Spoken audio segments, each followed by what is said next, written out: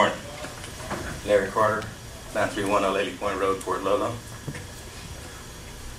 Guys, it's been a busy week this past week. Local Citizen Alliance for Property Rights, probably one of the fastest growing organizations in the state right now. We have a local chapter and we are growing and expanding every day.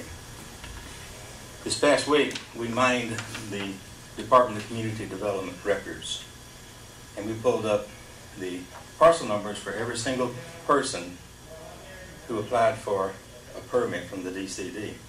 We compared that to the names and addresses in the database. We prepared letters and we sent out letters, hundreds of letters, to everyone in this county. Everyone who has property in this county has applied for a permit. We asked them to explain their experience in dealing with a local DCD. The guys, the stuff is horrific that we're getting back off this. We're getting instant responses back on these hundreds of letters that we sent out. And you're not going to like what they have to say when the time comes to say it. You're elected county commissioners.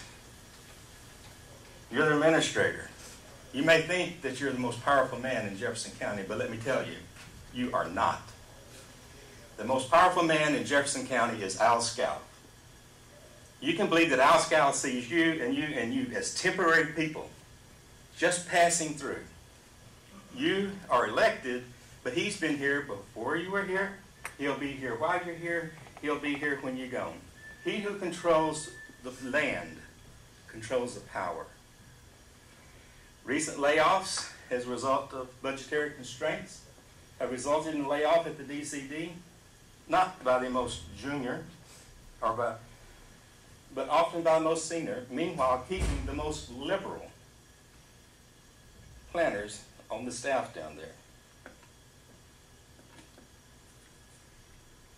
I also see you guys as temporary. I think you're incompetent. I don't think you have the knowledge, skills, and abilities to manage our county. All three of you are here only for one reason and one reason only, and Port Townsend is that reason.